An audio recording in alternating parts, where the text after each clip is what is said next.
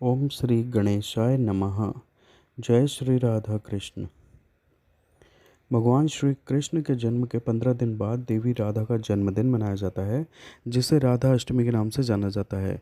राधा रानी का जन्मदिन भाद्रपद माह के शुक्ल पक्ष की अष्टमी तिथि को मनाया जाता है। इस दिन देवी राधा के भक्त व्रत रखते हैं और घर और मंदिरों में श्री कृष्ण और राधा जी की पूजा अर्चना करते हैं। इस दिन इस व्रत के रखने से अच्छे सौभाग्य की प्राप्ति होती है और अंत में विष्णु लोक को प्राप्त होते हैं। इसलिए जो मनुष्य इहलोक के संपूर्ण सुखों को भोग कर स्वर्गलोक की कामना करते हैं, वे इस व्रत को बड़े ही श्रद्धा और भक्ति के साथ रखते हैं। शास्त्रों में श्री राधा कृष्ण की शाश्वत शक्ति स्वरूपा एवं प्राणों की अधिष्ठात्री देवी के रूप में वर्णित हैं। अतः राधा जी की पूजा के बिना श्री कृष्ण जी की पूजा अधूरी मानी गई है। श्रीमद् देवी भागवत में श्री नारायण ने नारद जी के पति श्री राधाई स्वाहा षडाक्षर मंत्र की अति प्राचीन परंपरा तथा विलक्षण महिमा के वर्णन प्रसंग में श्री राधा पूजा की अनिवार्यता का निरूपण करते हुए कहा है कि श्री राधा की पूजा न की जाए तो मनुष्य श्री कृष्ण की पूजा का अधिकार नहीं रखता। अतः समस्त वैष्णवों को चाहिए कि वे भगवती श्री राधा की अर्चना अवश्य करें। श्री राधा भगवान श्री कृष्ण के प्राणों की अधिष्ठात्री देवी हैं, इसलिए भगवान इनके अधीन रहते हैं। यह संपूर्ण कामनाओं का राधन साधन करती हैं, इसी कारण इन्हें श्री राधा कहा गया है। श्री राधाई स्वाहा। राधा अष्टमी के दिन 108 बार जप करने से राधा रानी की विशेष कृपा आपको प्राप्त होती है। इस मंत्र को जपने से आपकी सभी मनोकामनाएं पूर्ण होती हैं और आपको विशेष फल की प्राप्ति होती है। श्री राधा जी की जन्म कथा श्री कृष्ण के साथ उनके प्रेम की कहानी की तरफ ही बड़ी रोचक है। आइए राधा अष्टमी से जुड़ी पौराणिक कथा के बारे में विस्तार से जानते हैं। पद्म पुराण में भी एक कथा मिलती है कि श्री वृषभानु जी यज्ञ भूमि साफ कर रहे थे तो उन्हें भूमि कन्या के रूप में श्री राधा प्राप्त हुई। यह भी माना जाता है कि विष्णु के अवतार के साथ अन्य देवताओं ने भी अवतार लिया। वैकुंठ में स्थित लक्ष्मी जी राधा रूप में अवतरित हुई। यह भी कहा जाता है कि वृषभानु जी को एक सुंदर शीतल सरोवर में सुनहरे कमल में एक दिव्य कन्या लेटी हुई मिली। वे उसे घर ले आए, लेकिन वह बालिका आंखें खोलने को राजी ही नहीं थी। पिता और माता ने समझा कि वे देख नहीं सकती, लेकिन प्रभु लीला ऐसी थी कि राधा सबसे पहले श्री कृष्ण को ही देखना चाहती थी। जब बाल रूप में श्री कृष्ण जी से उनका सामना हुआ तो उन्होंने आंखें खोल दी। कथा कुछ भी हो, कारण कुछ भी हो, राधा बिना तो कृष्ण है ही नहीं। भागवत की जीवन शक्ति राधा है। कृष्ण देह है तो श्री राधा आत्मा, कृष्ण शब्द है तो राधा अर्थ, कृष्ण गीत है तो राधा संगीत, कृष्ण वंशी है तो राधा स्वर। भगवान ने अपनी समस्त संचारी शक्ति राधा में समाहित की है।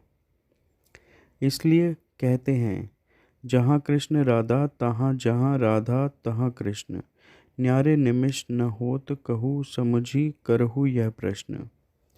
इस नाम की महिमा अपरंपार है। श्री कृष्ण स्वयं कहते हैं, जिस समय मैं किसी के मुख से रा सुनता हूँ उसे मैं अपनी भक्ति प्रेम प्रदान करता हूँ, और धा शब्द के उच्चारण करने पर तो मैं राधा नाम सुनने के लोभ से उसके पीछे चल देता हूँ। राधा कृष्ण की भक्ति का कालांतर में निरंतर विस्तार हुआ। निम्बार्क वल्लभ, राधा वल्लभ और सखी समुदाय ने इसे पुष्ट किया। कृष्ण के साथ श्री राधा सर्वोच्च देवी के रूप में विराजमान हैं। कृष्ण जगत को मोहते हैं और राधा कृष्ण को। श्री राधा अष्टमी से जुड़ी ये पौराणिक कथा इस प्रकार है। प्राचीन काल की बात है, जब धरती पर राक्षसों का अत्याचार बहुत बढ़ गया और धार्मिकता का पतन हो रहा था। इस समय भगवान श्री कृष्ण ने अवतार लिया था, लेकिन उनके साथ ही राधा जी की उपस्थिति भी आवश्यक थी, जो उनके प्रेम और भक्ति का आदर्श और उदाहरण थी। राधा जी का जन्म यदुवंश में हुआ था। उनकी माता पिता राजा वृषभानु और रानी कीर्ति बहुत ही धर्मपरायण और धार्मिक व्यक्तित्व के मालिक थे। राधा जी के जन्म के समय एक अद्वितीय चमत्कार हुआ। जैसे ही राधा जी ने जन्म लिया, उनके आसपास एक दिव्य प्रकाश फैल गया। इस दिव्य प्रकाश ने धरती को राक्षसों और पापों से मुक्त करने का संकेत दिया। हिंदू पुराणों में वर्णित कथा के अनुसार एक दिन देवी राधा स्वर्ग लोक से कहीं बाहर चली गई। यह जानकर भगवान श्री कृष्ण विरजा नाम की सखी के साथ उद्यान में घूमने लगे। कुछ देर बाद जब देवी राधा स्वर्गलोक वापस आईं तो वह श्री कृष्ण को विरजा के साथ देखकर क्रोधित हो उठी और क्रोध में ही उन्होंने विरजा को अपमानित कर दिया, जिसके बाद विरजा नदी के रूप में बहने लगी। देवी राधा का यह व्यवहार श्री कृष्ण के मित्र सुदामा को अनुचित लगा और वह देवी राधा को भला बुरा कहने लगे। सुदामा की बातें सुनकर राधा को गुस्सा आ गया और उन्होंने सुदामा को दानव योनि में जन्म लेने का श्राप दे दिया। सुदामा कांप उठे, बोले, गोलोकेश्वरी, तुमने मुझे अपने शाप से नीचे गिरा दिया। मुझे असुर योनि प्राप्ति का दुख नहीं है, पर मैं कृष्ण वियोग से दुखी हूँ। इस वियोग का तुम्हें अनुभव नहीं है, अतः एक बार तुम भी इस दुख का अनुभव करो। उसके बाद सुदामा ने भी देवी राधा को मनुष्य योनि में जन्म लेने का श्राप दे दिया। द्वापर में श्री कृष्ण के अवतरण के समय तुम भी अपनी सखियों के साथ गोप कन्या के रूप में जन्म लोगी और श्री कृष्ण से विलग रहोगी। सुदामा को जाते देखकर श्री राधा को अपनी त्रुटि का आभास हुआ और वे भय से कातर हो उठी। तब लीलाधारी कृष्ण ने उन्हें सांत्वना दी कि हे देवी, यह शाप नहीं अपितु वरदान है। इसी निमित्त से जगत में तुम्हारी मधुर लीला रस की सनातन धारा प्रवाहित होगी, जिससे नहाकर जीव अनंत काल तक कृत्य होंगे। इस प्रकार पृथ्वी पर श्री राधा का अवतरण द्वापर में हुआ। शिव पुराण की कथा के अनुसार देवी राधा के श्राप के कारण सुदामा ने शंखचूड़ दानव के रूप में जन्म लिया, जिसका वध भगवान शिव के हाथों हुआ था। आगे चलकर वही दानव भगवान विष्णु का परम भक्त बना। दूसरी तरफ राधा रानी ने पृथ्वी पर वृषभानु के घर पुत्री के रूप में जन्म लिया। राधा रानी को सुदामा के श्राप के कारण पृथ्वी लोक पर मनुष्य के रूप में जन्म लेकर भगवान कृष्ण का वियोग सहना पड़ा। जबकि कुछ पौराणिक कथाओं में बताया गया है कि द्वापर युग में जब श्री विष्णु ने भगवान कृष्ण के रूप में अवतार लिया तो उनकी पत्नी यानी माता लक्ष्मी ही देवी राधा के रूप में पृथ्वी पर आई थी। राधा रानी का जन्म वृषभानु जी के घर तो हुआ, लेकिन उनकी पत्नी देवी कीर्ति के गर्भ से नहीं। दरअसल जिस समय राधा मैया और श्री दामा ने एक दूसरे को श्राप दिया था, तभी भगवान श्री कृष्ण ने कहा था कि राधा, आपको वृषभानु जी और देवी कीर्ति की पुत्री बनकर पृथ्वी पर रहना होगा। मनुष्य के अवतार में आपका एक वैश्य से विवाह होगा, वह मेरे अंशावतारों में से ही एक होगा। इस तरह आप पृथ्वी पर भी मेरी ही बनकर रहेंगी, परंतु हम दोनों को बिछड़ने का दुख सहना होगा। इसके बाद कृष्ण भगवान ने राधा जी को मनुष्य योनि के रूप में जन्म लेने की तैयारी करने के लिए कहा। संसार के सामने वृषभानु जी की पत्नी गर्भवती हुई। जिस तरह एक बच्चा दुनिया में आता है, ठीक वैसे ही देवी कीर्ति का भी प्रसव हुआ। लेकिन असल में राधा माता का जन्म देवी कीर्ति के गर्भ से नहीं हुआ था। भगवान की माया से उनके गर्भ में वायु भर गई थी। देवी कीर्ति ने उस वायु को जन्म दिया। उसी दौरान उन्हें प्रसव पीड़ा हो रही थी और वहाँ राधा माता के रूप में एक प्यारी सी कन्या ने जन्म लिया। भाद्रपद मास के शुक्ल पक्ष की अष्टमी के दिन राधा मैया का धरती पर जन्म हुआ था। तभी से हर साल इस दिन को राधा अष्टमी के रूप में मनाया जाता है। एक अन्य कथा के अनुसार नृगपुत्र राजा सुचंद्र और पितरों की मानसी कन्या कलावती ने 12 वर्षों तक तप करके श्री ब्रह्मा से राधा को पुत्री रूप में प्राप्ति का वरदान मांगा। फलस्वरूप द्वापर में वे राजा वृषभानु और रानी कीर्तिदा के रूप में जन्मे।